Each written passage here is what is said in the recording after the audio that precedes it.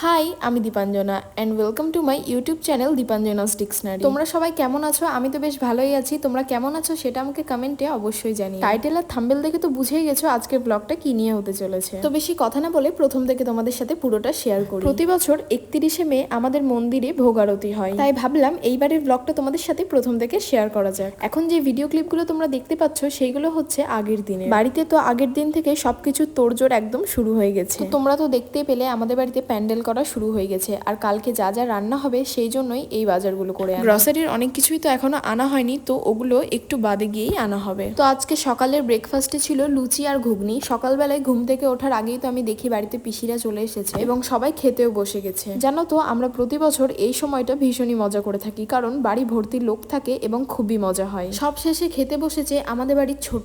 এর আগে একে আমার মিনি ভ্লগে তোমরা অনেকবারই দেখেছো। ওই যে তোমাদেরকে বললাম না, আমাদের বাড়িতে সবাই এক জায়গায় হলেই ঠিক এরকমটাই হয়। এখানে তো সবাই বসে দাঁড়িয়ে গল্প করা শুরু করে দিয়েছে, আর ওদিকে দুপুরের রান্নার জোগাড় হচ্ছে। ভিডিওটা পোস্ট করতে আমার একটু লেট হয়ে গেল, তো কোনো ব্যাপার না, তোমরা একটু অ্যাডজাস্ট করে নিও। এখানে আমি একটু দোকানে যাচ্ছিলাম, আমার সঠিক মনে নেই যে আমি কি আনতে যাচ্ছিলাম। দোকান থেকে এসেই তো বাড়িতে দেখি সব রান্না বান্না একদম কমপ্লিট হয়ে গেছে এবং সবার স্নানও হয়ে গেছে। একমাত্র আমিই থেকে গিয়েছিলাম, তো লাস্টে গিয়ে আমি স্নানটা সেরে নিলাম। এবার আমি যাব ওপরে সবাইকে খেতে ডাকার জন্য।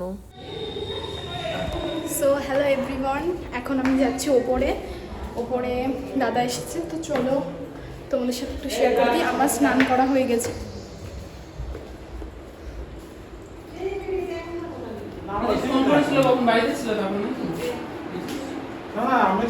দুপুরের খাওয়া দাওয়া করবো, তো চলো তোমাদের সাথে শেয়ার করি আজকে দুপুরে কি কি রান্না হয়েছে।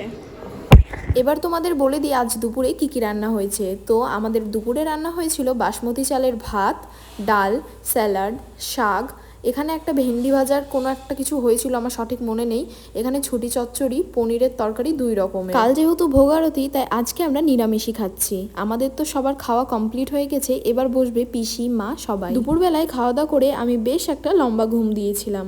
তারপর ঘুম থেকে উঠেই দেখি ইনি একটা অন্যায় করে বসেছে, তাই ওকে আমি বলেছিলাম চুপ করে এখানে দাঁড়িয়ে থাকতে। দেখো কেমন করে আমার দিকে গোল গোল করে তাকাচ্ছে। এর এসব দেখতে দেখতেই তো আমার গোটা দিনটাই পার হয়ে যায়। তো বাইরে এসে দেখছি আবার সবাই গল্পের আসর জমিয়েছে। গল্প করতে করতে কখন যে বিকেল হয়ে গেছে সেদিকে আর কারোরই খেয়াল নেই। তো বিকেল হতে না হতেই সবাই মন্দির সাজানোর জন্য তোড়জোড় শুরু করেছে, আর এইদিকে এসেছিল কিছু লোকজন যারা বক্সের কানেকশন করছিল এবং মাইক গুলো ঠিক করে দিচ্ছিল। এত কাজ করতে করতেই হয়ে যায় তো সন্ধে, এবং মন্দিরে গীতা পাঠ করা শুরু হয়ে যায়। গীতা পাঠ তো এখানে শুরু হয়ে গেছে, আর আমরা সব বোনরা মিলে প্ল্যানিং করেছিলাম যে একটু ঘুরে আসা যায়। যেমন ভাবনা তেমনই কাজ। আমরা সবাই মিলে তৈরি হয়ে বেরিয়ে পড়লাম সদরঘাট যাওয়ার উদ্দেশ্যে। যারা জিয়াগঞ্জে থাকো তারা তো এই সদরঘাট জায়গাটা চিনবেই। আর এটা হলো আজকের আমার ফাইনাল লুক। কেমন লাগছে তোমরা কমেন্টে অবশ্যই জানিও। এটা হচ্ছে আমার বোন, আর আরো দুজন আছে যারা সামনে এগিয়ে পড়েছে। বাইরে বেরোতেই দেখি এত গরম যে তোমাদেরকে কি আর বলবো। মনে হচ্ছে গরমে যেন সিদ্ধ হয়ে যাচ্ছি। একটা টাইমে গিয়ে মনে হচ্ছিল যেন ঘুরে আবার বাড়ি চলে যাই। ও বাবা, সদরঘাটে গিয়ে দেখি তো গাছের পাতাগুলো একদম ঝিম ধরে বসে আছে, এক ফোঁটাও হাওয়া নেই। গঙ্গার ধার, তাও যে একটু হাওয়া হবে সেইটুকু নেই। এত গরম লাগছিল যে ভাবলাম আমরা বাড়ি চলে যাই। তারপর ভাবলাম যে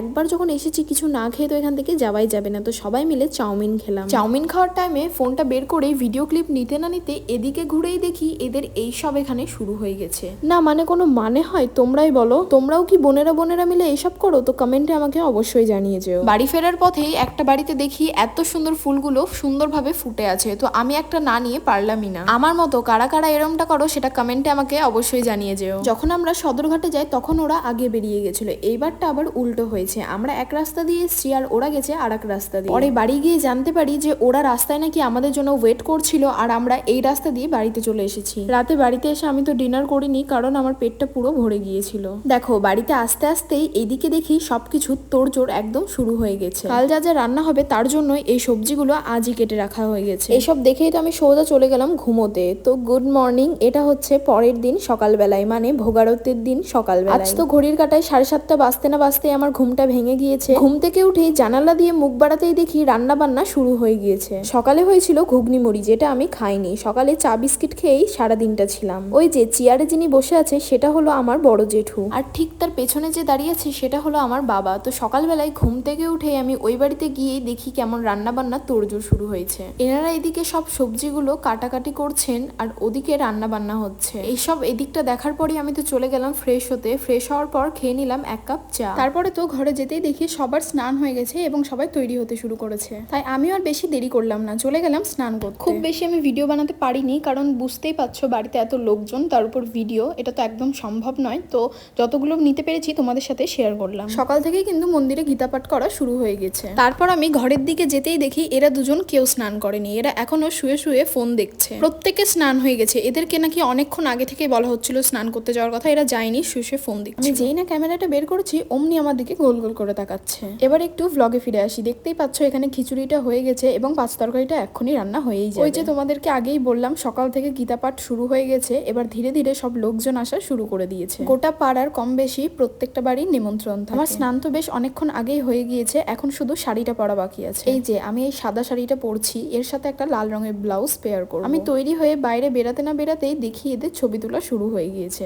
আর এদিকে বেশ অনেক লোকই চলে এসেছে। বেশ কিছুক্ষণের মধ্যেই শুরু হতে চলেছে ভোগারতি, তাই এখনই দেখো কত লোকজন চলে এসেছে, একটু বাদে আরো চলে আসবে। তার মধ্যে আজকে তো ভীষণই গরম, এতটা গরম যে কি বলবো তোমাদের। বাইরে তো বেশ অনেকক্ষণ ধরেই দাঁড়িয়েছিলাম, আর রান্না বান্না সবই কমপ্লিট হয়ে গিয়েছে। ওই যে বললাম আজকে ভীষণ গরম পড়েছে, তাই আমি বেশি দেরি না করে ঘরে গিয়ে একটু বসেছিলাম। এত কিছুর মাঝে তোমাদের সাথে শেয়ার করতে ভুলেই গেছি আমার ফাইনাল লুকটা, তো আমাকে কেমন লাগছে সেটা কমেন্টে অবশ্যই জানিও। এই দিনের ছবিগুলো দেখতে চাইলে আমার ফেসবুক পেজ দীপাঞ্জনা শিকদারে গিয়ে একবার চেক করে আসতে পারো। দেখো তোমাদের সাথে এতক্ষণ এত কথা বলতে বলতে এখানে ভোগারতি শুরু হয়ে গিয়েছে। আজকের দিনে বাড়ির প্রত্যেকটা মানুষ যতটা খুশি থাকে, তবুও কোথাও গিয়ে মনের মধ্যে যেন মনে হয় দাদু ঠাকুমা বেঁচে থাকলে হয়তো আরো খুশি হতে। মানে এই অনুষ্ঠানটা যে এত বড় করে করা হচ্ছে, সবাই এক জায়গায় হয়েছে, তারা থাকলে হয়তো আরো আনন্দ হতো। তো যাই হোক, ঠাকুরের আশীর্বাদ আর ঠাকুমা দাদুর আশীর্বাদ না হলে হয়তো আমরা এই অনুষ্ঠানটা করতেই পারতাম না। তাদের আশীর্বাদের হাত ছিল বলেই আজ সবাই একত্রিত হয়ে এই অনুষ্ঠানটা আয়োজিত করতে পেরেছে। নাও তোমাদের সাথে বেশ অনেকক্ষণ ধরে কথা বলতে বলতে আরতি প্রায় শেষের পথে চলে এসেছে। এখান থেকে বাইরে যেতেই দেখি আমার বন্ধু বান্ধবী সবাই চলে এসেছে। এখানে আমার দিদিরাও ছিল, তো এখানে বসে বসে আমরা অনেকক্ষণ গল্প আড্ডা করার পর তারপর গিয়েছিলাম খেতে। এই যে এখানে দুই মহারানী খেতে বসে গেছে, এখানে আমার দিদিরাও বসেছে,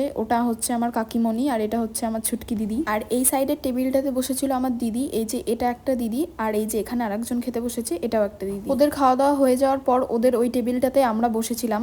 আমি তো সব থেকে শেষে বসেছিলাম আমার বন্ধুদের সাথে। ইনি ফোনে এত ব্যস্ত যে আমার ফোনের দিকে তাকানোর একটু টাইম নেই। তো যাই হোক, ছাড়ো, ওর কথা বাদ দাও। এখানে আমরা খাওয়া দাওয়া করে উঠে হাত ধুয়ে নিলাম। সরি, এরপরে আর কোনো ক্লিপ নিতে পারিনি। একদম পরের দিন দুপুরবেলায়, পরের দিন ছিল আমাদের আশমুক্তি, তাই রান্না হয়েছিল মাছ, মাংস, আরো অনেক কিছু। আমি যে ক্যামেরাটা পিসির মুখের সামনে এনেছিলাম, পিসি বুঝতেই পারেনি। তো যাই হোক, পরের দিন আমরা ভীষণ মজা করেছি এবং জমিয়ে খাওয়া দাওয়া করেছি। আমার পিসিরা আজকেই খাওয়া দাওয়া করে বাড়ি চলে যাবে, আর আমার দিদি যাবে পরের দিন, মানে ওকে রাখতে আমিই যাব। পিসিদের ট্রেনের টাইম 2:18, তাই আমরা একটু সকাল সকাল খাওয়া দাওয়া করে নিয়েছিলাম। তো যাই হোক, এই প্রথমবার আমি তোমাদের সাথে একটা বড় ভ্লগ শেয়ার করলাম। তোমাদের কেমন লাগলো সেটা আমাকে কমেন্টে অবশ্যই জানিও, আর কোথাও যদি ভুল থাকে সেটাও আমাকে কমেন্টে জানিও। এই যে টোটোতে উঠে পিসিরা তো চলে গেল, তোমরা কি দেখছো? তাড়াতাড়ি চ্যানেলটাকে সাবস্ক্রাইব করো। তো আজকের মতো এতটুকুই, দেখা হবে অন্য কোনো ভ্লগে। বাই।